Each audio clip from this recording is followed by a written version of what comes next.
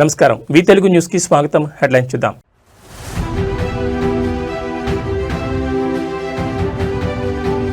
Phone tapping కేసులో హరీష్ రావుకు ఊరట. హైకోర్టు ఇచ్చిన ఉత్తర్వుల్లో జోక్యం చేసుకోలేమన్న సుప్రీంకోర్టు.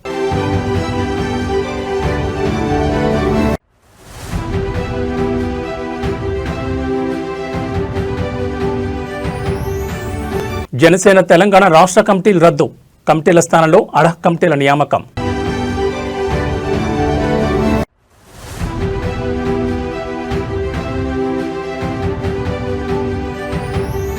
జోగి సోదరుల ఎక్సైజ్ కస్టడీ పూర్తి.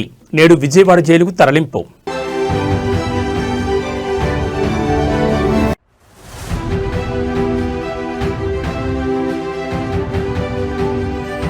ఉత్కంఠ రేపుతున్న బొమ్మనహాల్ ఎంపీపీ ఎన్నిక.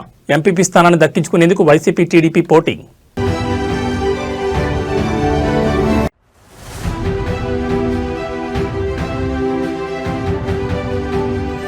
నేను సంతోషంగా లేనని మోడీకి తెలుసు. మళ్లీ సుంకం పెంచుతామంటూ వార్నింగ్. ఇక డీటెయిల్స్ చూస్తే ఫోన్ ట్యాపింగ్ కేసులో మాజీ మంత్రి హరీష్ రావును విచారించేందుకు అనుమతించాలని తెలంగాణ ప్రభుత్వం ఇటీవల సుప్రీంకోర్టులో పిటిషన్ దాఖలు చేసిన విషయం తెలిసిందే. ఈ మేరకు ఇవాళ ఆ పిటిషన్పై justice BV Nagarathna, justice Ujjal భూయన్లతో కూడిన ధర్మాసనం విచారణ చేపట్టింది. ఇరుపక్షాల వాదనలు విన్న కోర్టు తెలంగాణ హైకోర్టు ఇచ్చిన ఉత్తర్వుల్లో తాము ఎలాంటి జోక్యం చేసుకోలేమని తేల్చెప్పింది. అనంతరం తెలంగాణ ప్రభుత్వం దాఖలు చేసిన స్పెషల్ లీవ్ పిటిషన్ కూడా కొట్టివేస్తున్నట్టు ధర్మాసనం వెల్లడించింది. కోర్టు తాజా తీర్పుతో ఫోన్ ట్యాపింగ్ కేసులో హరీష్ రావుకు భారీ ఊరట లభించినట్లయింది. కాగా డిసెంబర్ 2024లో సిద్దిపేటకు చెందిన వ్యాపారి గంధగోని చక్రధర్ గౌడ్ గత బీఆర్ఎస్ ప్రభుత్వ హయాంలో మాజీ మంత్రి హరీష్ రావు ఆదేశాల మేరకు అప్పటి పోలీసు అధికారులు తన ఫోన్ అక్రమంగా ట్యాప్ చేశారని, తనను మానసికంగా వేధించి భయభ్రాంతులు గురిచేశారని పంజగుట్ట పోలీసులకు ఫిర్యాదు చేశారు. దీంతో హరీష్ రావుపై ఎఫ్ఐఆర్ నమోదైన విషయం తెలిసిందే. అయితే తనపై నమోదైన కేసును కొట్టివేయాలని ఆయన తెలంగాణ హైకోర్టును ఆశ్రయించారు. దీంతో ఆయన పిటిషన్పై విచారణ చేపట్టిన హైకోర్టు కేసులో తగిన ఆధారాలు లేవని పేర్కొంటూ 2025 మార్చి 20న ఆ కేసును కొట్టివేసింది. ఈ క్రమంలోనే హైకోర్టు తీర్పును సవాల్ చేస్తూ రాష్ట్ర ప్రభుత్వం సుప్రీంకోర్టులో పిటిషన్ దాఖలు చేసింది. కేసు విచారణ కీలక దశలో ఉన్నందున మాజీ మంత్రి హరీష్ రావును విచారించేందుకు అనుమతి ఇవ్వాలని ప్రభుత్వం సుప్రీంకోర్టును అభ్యర్థించగా ఇవాళ ధర్మాసనం విచారణ చేపట్టి పిటిషన్ కొట్టివేసింది.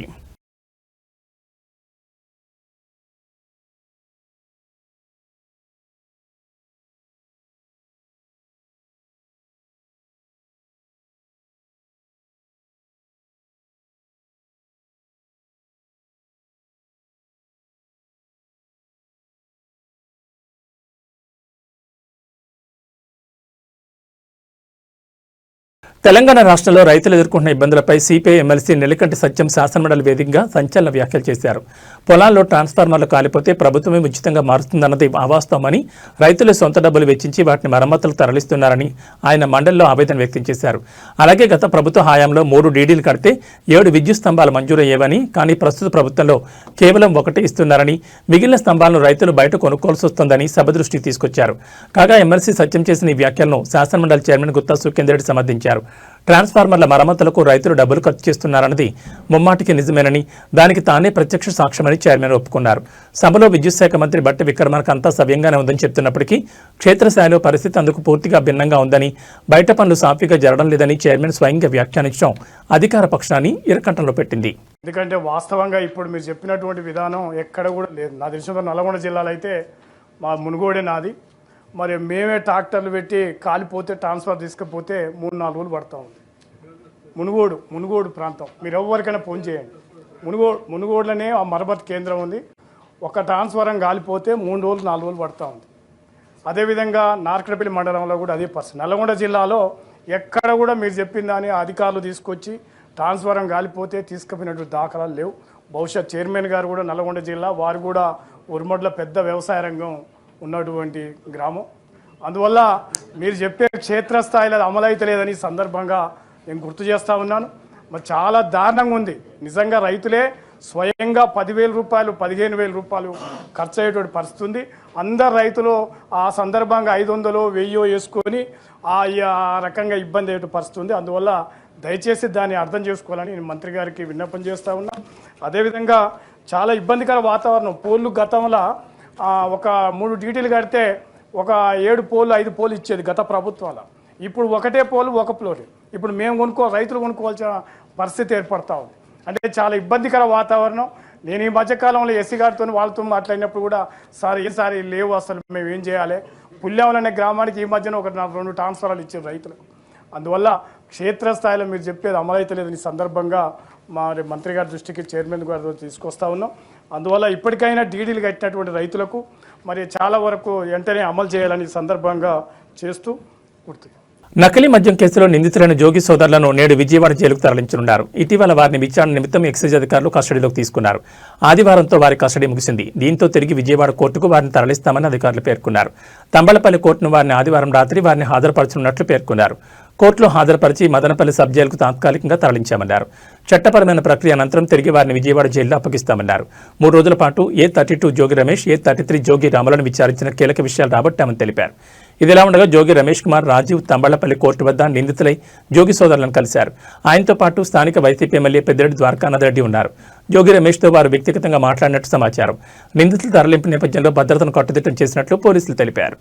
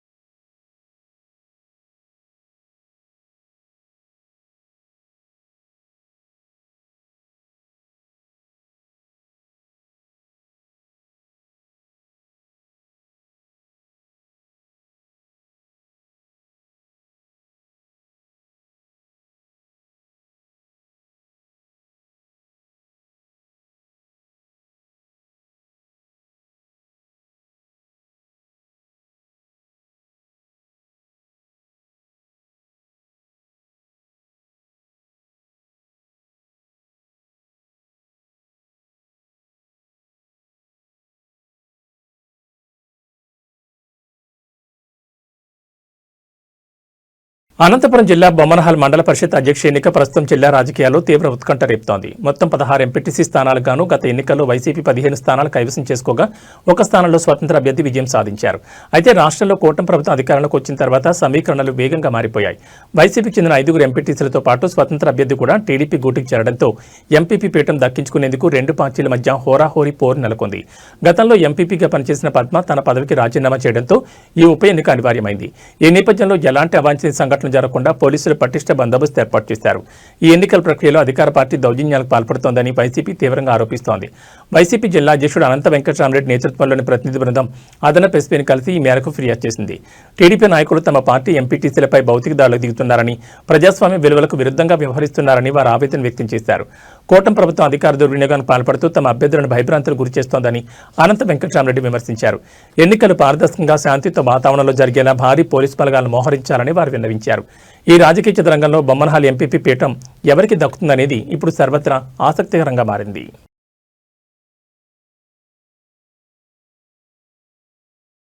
ఆంధ్రప్రదేశ్లో ఎంపీపీ ఎన్నికల వేళ రాజకీయాలు రణరంగాన్ని తలపిస్తున్నాయి. నెల్లూరు జిల్లా ఉదయగిరి నియోజకవర్గం వింజమూరు మండలం ఎంపీపీ ఎన్నికల సందర్భంగా పట్టపగలు పోలీసుల ముందే వైసీపీ అభ్యర్థులను కిడ్నాప్ చేయడం సంచలనం సృష్టించింది. మండల ప్రజాపరిషత్ కార్యాలయంలో ఓటు హక్కు వినియోగించుకోవడానికి వస్తున్న వైసీపీ ఎంపీటీసీల కారును టీడీపీ ఎమ్మెల్యే కాకర్ల సురేష్ వర్గీయులు అడ్డుకున్నారు. 5 వైసీపీ ఎంపీటీసీలు ప్రయాణిస్తున్న వాహనంపై దాడి చేసి వారిని బలవంతంగా తీసుకెళ్లేందుకు ప్రయత్నించారు. పోలీసుల సమక్షంలోని వైసీపీ ఎంపీటీసీ మల్లికార్జున్ను టీడీపీ నాయకులు కిడ్నాప్ చేశారు. ఈ తోపులాట్లో వైసీపీ మహిళా ఎంపీటీసీ రత్నమ్మకు తీవ్ర గాయాలయ్యాయి. ఓటు వేయడానికి వచ్చిన మరో ఎంపీటీసీ మోహన్ రెడ్డిని పోలీసులు నిర్బంధించడంపై వైసీపీ శ్రేణులు మండిపడుతున్నాయి.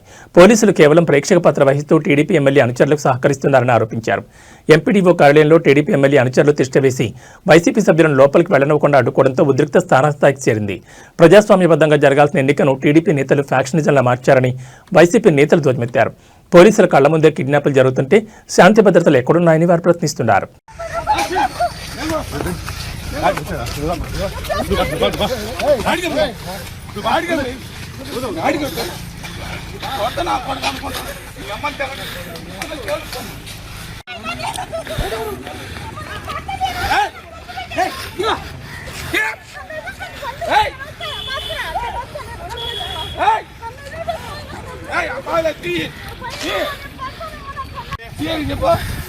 అడ్డో సీఏడా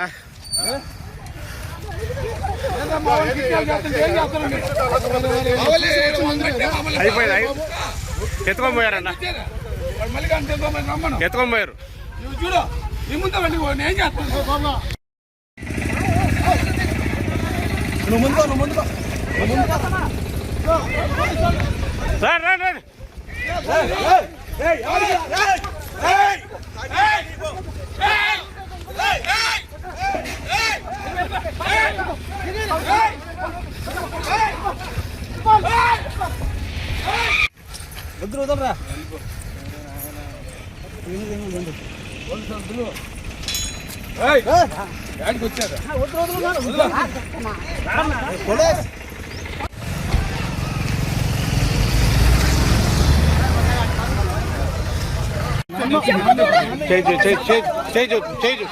నాకు డౌట్ వచ్చి నేను బండి అడ్రస్ వచ్చాను నేను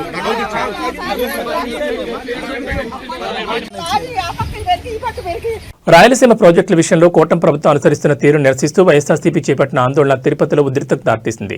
తిరుపతి కలెక్టరేట్ ముట్టడికి యత్నించిన వైఎస్ఆర్సీపీ ఇన్ఛార్జ్ మాజీ డిప్యూటీ మేయర్ భూమన అభినయ్ రెడ్డిని పోలీసులు అదుపులోకి తీసుకున్నారు. ఆందోళన సందర్భంగా వైఎస్ఆర్సీపీ నేతలు మరియు కార్యకర్తలు ప్రభుత్వానికి వ్యతిరేకంగా భారీ ఎత్తున నినాదాలు చేశారు. వెన్నుపోటు రాజకీయాలు చేశారు. రాయలసీమ ఎత్తిపోతల పథకాన్ని చంద్రబాబు ప్రభుత్వం ఉద్దేశపూర్వకంగానే ఆపేసిందని, తెలంగాణ ప్రయోజనాల కోసం సీమ ప్రయోజనాలను పణంగా పెట్టారని అభినయ్ రెడ్డి ఆరోపించారు. రాయలసీమకు దక్కాల్సిన కృష్ణానీటిని అడ్డుకుంటున్నారని, ప్రాజెక్టులు పూర్తి చేయడంలో కూటమి ప్రభుత్వం విఫలమైందని నినాదాలు చేశారు. భూమన అభినయ్ రెడ్డి తన అనుచరులతో కలిసి కలెక్టరేట్ లోపలికి వెళ్లేందుకు ప్రయత్నించగా పోలీసులు అడ్డుకున్నారు. ఈ క్రమంలో పోలీసులకు వైఎస్ఆర్సీపీ శ్రేణులకు మధ్య తోపులాట జరిగింది. పోలీసులు అభినయ్ రెడ్డిని బలవంతంగా అరెస్ట్ చేసి పోలీస్ స్టేషన్కు తరలించడంతో కార్యకర్తలు రోడ్డుపై బైఠాయించి నిరసన తెలిపారు.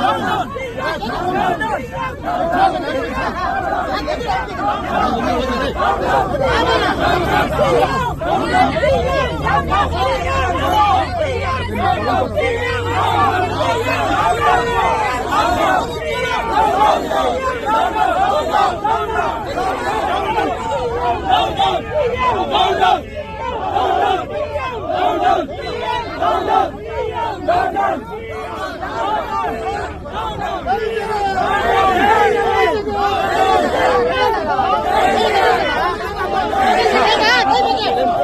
జనసేన పార్టీకి సంబంధించిన తెలంగాణ రాష్ట్ర కమిటీలను రద్దు చేశారు. అయితే వాటి స్థానంలో అడహ కమిటీలను నియమించారు. రాష్ట్రంలో పార్టీని క్షేత్రస్థాయిలో మరింత బలోపేతం చేసే దిశగా జనసేన పార్టీ అధినేత Andhra Pradesh deputy CM Pawan Kalyan focus పెట్టిన నేపథ్యంలో ఈ నిర్ణయం తీసుకున్నారు.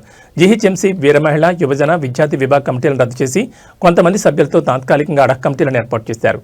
ఈ అడహ కమిటీలు 30 రోజుల పాటు పనిచేయనున్నాయి. ప్రతి నియోజకవర్గం జీహెచ్ఎంసీ పరిధిలోని 300 వార్డుల్లో పర్యటించి కనీసం 5 సభ్యులతో జాబితాలను సిద్ధం చేసి పార్టీ కార్యాలయానికి అందజేయనున్నారు.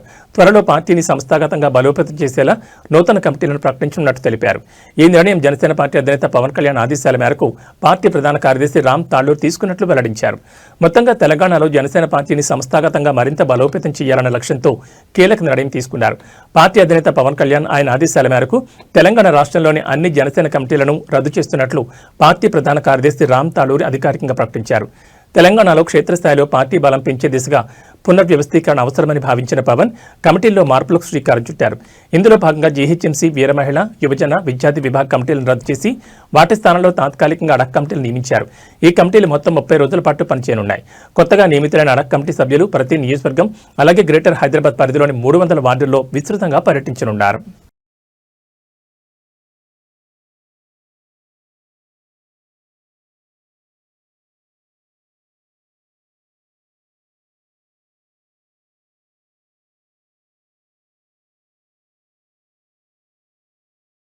సిద్దిపేటలో తీవ్ర విషాదం చోటు చేసుకుంది. స్థానిక మెడికల్ కాలేజీలో ఓ యువ వైద్యురాల ఆత్మహత్యకు పాల్పడింది.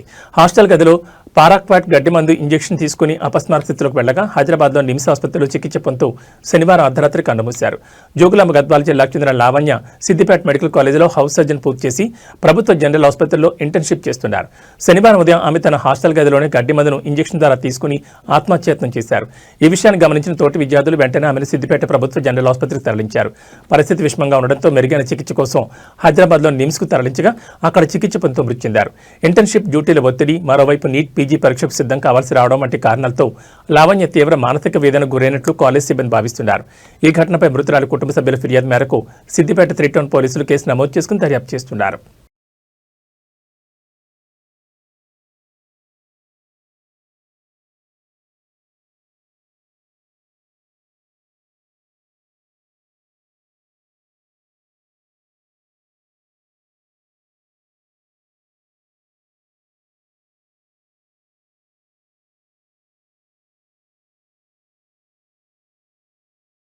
తెలుగు అమ్మాయి నిఖిత గోడిసాల అమెరికాలోని మేరీల్యాండ్ రాష్ట్రం కొలంబియా నగరంలో అనుమానాస్పద స్థితిలో హత్యకు గురయ్యారు. ఆమె మృతదేహాన్ని తన పూర్వ స్నేహితుడు నివసించిన అపార్ట్మెంట్లో పోలీసులు గుర్తించారు.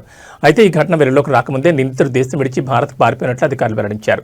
నూతన సంవత్సర వేడుకల అనంతరం నిఖిత కనిపించడం లేదంటూ అర్జున్ శర్మ అనే యువకుడు పోలీసులు ఫిర్యాదు చేశారు. డిసెంబర్ 31న చివరిసారిగా ఎల్లికోట్ సిటీలోని తన అపార్ట్మెంట్లో నిఖితను చూశానని అర్జున్ పోలీసులకు తెలిపాడు. అయితే జనవరి 2వ తేదీన అతను అమెరికా విడిచి భారత్కు వెళ్లినట్లు దర్యాప్తులో తేలింది.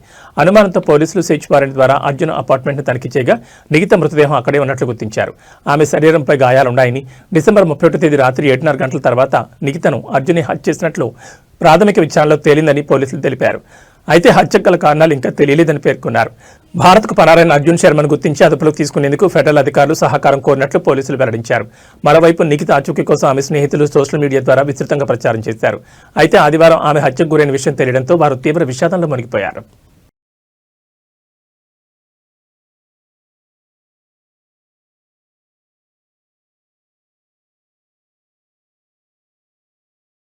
రెండు 2020లో దేశ రాజధాని ఢిల్లీలో జరిగిన అల్లర్ల వెనుక భారీ కుట్ర ఉందన్న ఆరోపణతో నమోదైన కేసులో విద్యార్థి నేతలు ఉమర్ ఖలీద్, షర్జిల్ ఇమాంలకు సుప్రీంకోర్టులో చుక్కెదురైంది. వీళ్ళిద్దరూ దాఖలు చేసుకున్న బెయిల్ పిటిషన్లను సర్వోన్నత న్యాయస్థానం తిరస్కరించింది. అయితే ఇదే కేసులో 5 ఏళ్లకు పైగా జైల్లో ఉన్న గల్ఫీషా ఫాతిమా, మీరన్ హైదర్ సహా మరో 6 నిందితులకు బెయిల్ మంజూరు చేసింది. Justice Aravind Kumar, justice Prasanna B వరాలేలతో కూడిన ధర్మాసనం ఈ తీర్పును వెలువరించింది.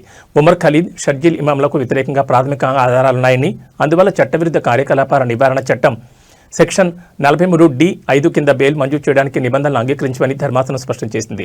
అల్లర్ల ప్రణాళిక, జన సమీకరణ, వ్యూహాత్మక ఆదేశాలు ఇవ్వడంలో వీళ్ళిద్దరి పాత్ర ఉందని ప్రాసిక్యూషన్ సమర్పించిన ఆధారాలు సూచిస్తున్నాయని పేర్కొంది. ఈ కేసులో నిందితులందరి పాత్ర ఒకే స్థాయిలో లేదని, కుట్రలో వారి భాగస్వామ్యాన్ని బట్టి ప్రతి దరఖాస్తును విడివిడిగా పరిశీలించాల్సి ఉంటుందని న్యాయస్థానం అభిప్రాయపడింది. మిగతా నిందితులతో పోలిస్తే ఉమర్, షర్జిల్ పాత్ర భిన్నంగా ఉందని వ్యాఖ్యానించింది. అంతకుముందు ఢిల్లీ పోలీసుల తరపున వాదనలు వినిపించిన సొలిసిటర్ జనరల్ తుషార్ మెహతా ఈ అల్లర్లు ఆకస్మికంగా జరిగినవి కావని, దేశ సార్వభౌమత్వంపై జరిగిన ఒక ప్రణాళికాబద్ధమైన దాడిని వాదించారు. విచారణ ఆలస్యానికి నిందితులే కారణమని, వారు సహకరించడం లేదని ఆరోపించారు. గతంలో 2025 సెప్టెంబర్లోనూ ఢిల్లీ హైకోర్టు వీరి బెయిల్ పిటిషన్లను తిరస్కరించిన విషయం తెలిసిందే.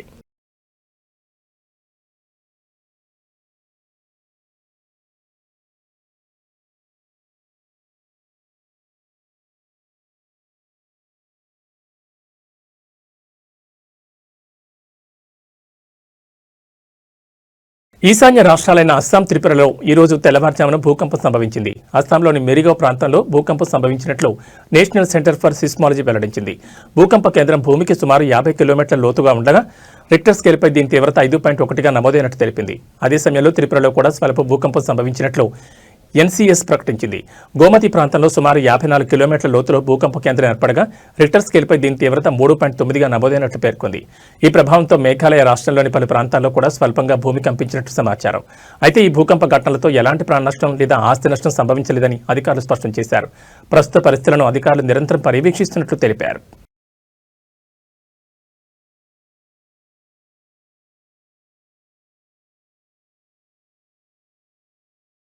ప్రపంచవ్యాప్తంగా వెనిజులా వ్యవహారం కాకరేపుతున్న వేళ అమెరికా అధ్యక్షుడు ట్రంప్ ప్రధాని మోడీ ప్రస్తావన తీసుకొచ్చారు. ఎయిర్ ఫోర్స్ 1 విమానంలో విలేకరులతో ట్రంప్ మాట్లాడారు. నేను సంతోషంగా లేనని ప్రధాని మోడీకి తెలుసు. మోడీ చాలా మంచి వ్యక్తి.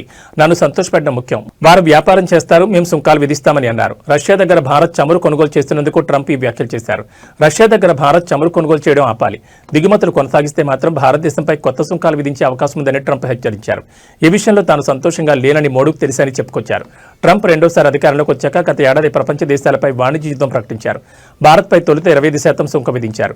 అనంతరం రష్యా దగ్గర చమురు కొనుగోలు చేస్తున్నందుకు జరిమానాగా మరో 25% సుంకం విధిస్తున్నట్టు ప్రకటించారు. దీంతో భారతదేశంపై 50% సుంకం విధించినట్లయింది. ఈ పరిణామంతో రెండు దేశాల మధ్య సంబంధాలు పూర్తిగా దెబ్బతిన్నాయి. తాజాగా మరోసారి భారత్ను ట్రంప్ హెచ్చరించారు. చమురు కొనుగోలు ఆపకపోతే మరోసారి భారత్పై సుంకం విధించాల్సి ఉంటుందని వార్నింగ్ ఇచ్చారు. దీనిపై భారత్ ఎలా స్పందిస్తుందో చూడాలి మరి. So here's what I believe. I don't think we could have secured the border without the threat of tariffs. I don't think we'd have a European trade deal without the threat of tariffs. So if you want to end this conflict, then put pressure on Putin's customers. He sanctioned the 2 largest oil companies in Russia, which is the biggest pressure anybody's put on Putin since the war started. But we have 85 co-sponsors to give this president... It's hurting Russia very bad, the sanctions. Oh, yeah. So this bill would allow... And India also is bullying. Yes, sir. So you put a 25% tariff on India for buying Russian oil. I was at the Indian ambassador's house about a month ago, and all he wanted to talk about is how they're buying less Russian oil. Would you tell the president to relieve the tariff? This stuff works. So I'm hoping we'll bring the bill up, and it's from 0 to 500.